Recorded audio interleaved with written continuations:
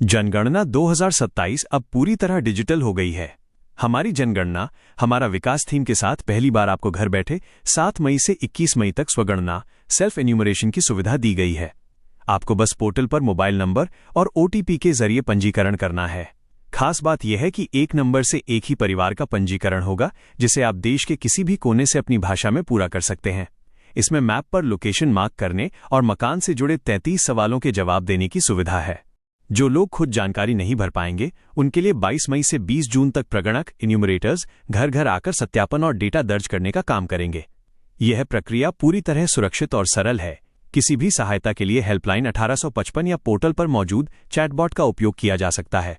सही जानकारी देकर भविष्य की योजनाओं को सफल बनाने में अपना योगदान दें। सर, कल से जनगणना शुरू हो रही है, कौन सा दौर शुरू हो रहा है, उसमें क्या होगा और लोगों को क्या करना चाहिए? हाँ, जनगणना जो उत्तर प्रदेश में जो है वो 22 मई से हमारे एनुमरेटर घर घर जाएंगे। और इससे पहले जो एक नया इसमें किया गया प्रयास किया भारत सरकार के द्वारा, जनगणना निदेशालय के द्वारा, कि 7 मई अर्थात कल से 21 मई के बीच में हम सभी भारतवासियों को, हम सभी निवासियों को ये विकल्प है कि हम अपनी आत्मगणना कर सकते हैं। आत्मजनगणना, इसको हम लोग सेल्फ सेंसस बोलते हैं।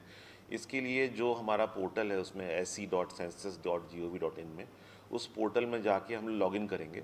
और लॉगिन करने के बाद उसमें 3 विकल्प में, पहला काम हमारा रजिस्ट्रेशन होता है। अपने मोबाइल नंबर से हम लोग नॉर्मली जैसे किसी भी पोर्टल पर रजिस्टर करते हैं। उसके बाद दूसरे हिस्से में जो हमारा जहाँ मकान है उसका मैप में हम उसको आइडेंटिफाई कर लेते हैं और घर के मुखिया का नाम लिख देते हैं। और तीसरा, उसमें जो घर के विवरण हैं, जो विवरण 22 मई से एनुमरेटर जाकर पूछेगा, परंतु अब हम अभी से ही उस विवरण को उस पोर्टल में जाके दर्ज कर सकते हैं। जैसे हमारे मकान की छत कैसी है, कच्ची है कि पक्की है, मटेरियल क्या इस्तेमाल किया गया है, घर में एलपीजी गैस है कि नहीं है, कोई वाहन है कि नहीं है, नहाने की सुविधा है कि नहीं, शौचालय है कि नहीं, अन्य सुविधाओं के बारे में ये सारे सवाल हैं। तो ये सेल्फ एनुमरेशन जो है एक रिस्पॉन्सिबल सिटीज़न का, एक जागरूक नागरिक का एक कर्तव्य भी है, विकल्प भी है। और उसका लाभ ये है कि सेल्फ एनुमरेशन पोर्टल पे जो इन्फॉर्मेशन आप भरेंगे, उसके बाद आपको एक 11 डिजिट की सेल्फ एनुमरेशन आईडी जनरेट हो जाएगी और उस आईडी को आपके पास मोबाइल में आ जाएगी। उसको सुरक्षित रख लीजिए। जब एनुमरेटर जाएंगे 22 मई में, 22 मई से लेकर 20 जून के बीच में उत्तर प्रदेश में, उस समय उस आईडी के रेफरेंस से वो सारा विवरण उनको पहले से मिल जाएगा। वो एनुमरेटर उस इन्फॉर्मेशन को एक बार रिव्यू कर लेंगे, उसमें कुछ अपडेट करना है तो अपडेट कर देंगे और उसको फाइनल कर लेंगे। तो एक ये बहुत ही अच्छा चरण है और इसमें प्रदेश में प्रतिभागिता मुझे लगता है काफ़ी अच्छी रहेगी उत्तर प्रदेश में।